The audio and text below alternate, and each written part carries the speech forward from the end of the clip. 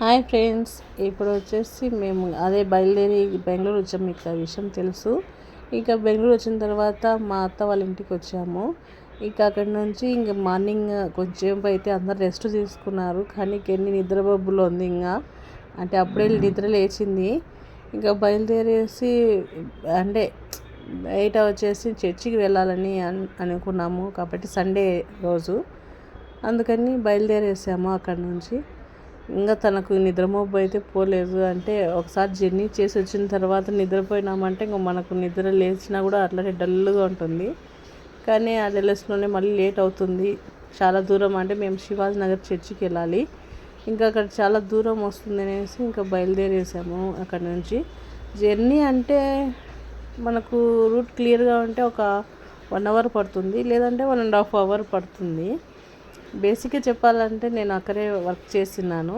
నాకు అప్పటి నుంచి ఆ చర్చ్ అంటే చాలా ఇష్టము.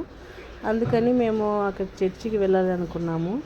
ఇంకా ఇక్కడ చూసినారా, మేము కిందికి అదే ఇంటి పైనుంచి కిందికి దిగుతూనే ఎదురుగానే మాకు జ్యువెలరీ షాప్ అయితే ఉంది. అదే చూపిస్తున్నాను నేను. ఇక్కడ ఫ్రూట్స్ కానీ వెజిటేబుల్స్ కానీ చాలా ఫ్రెష్గా ఉంటాయి. నేను రోజు డైలీ ఏ రోజు ఫ్రూట్స్ ఏ రోజు వెజిటేబుల్స్ ఆ రోజు తెచ్చుకునేదాన్ని. ఎప్పుడే కానీ తెచ్చి ఫ్రిడ్జ్లో పెట్టుకోవడం అలాంటివి చేసే వాళ్ళమే కాదు. ఇక్కడ ఉన్నప్పుడు మేము బెంగళూరులో మేము ఫ్యామిలీ ఉన్నప్పుడు ఏ రోజు వెజిటేబుల్ ఆ రోజే తెచ్చుకునే వాళ్ళము. అంత ఫ్రెష్గా ఉంటాయి. మార్నింగ్ టైంలో మనకు అన్నీ దొరుకుతాయి ఇక్కడ. ఇది ఎందుకు చూపిస్తున్నానంటే క్లినిక్ ఇక్కడికి నేను కెన్నీని పిలుచుకొచ్చేదాన్ని చిన్నప్పుడు. అంటే మన దగ్గర ఉన్నట్లు పెద్ద పెద్ద హాస్పిటల్కి అలా ఏం వెళ్ళం మేము. అది చిన్న హాస్పిటల్. ఇది వచ్చేసి మేము ముందు ఉన్న హౌస్.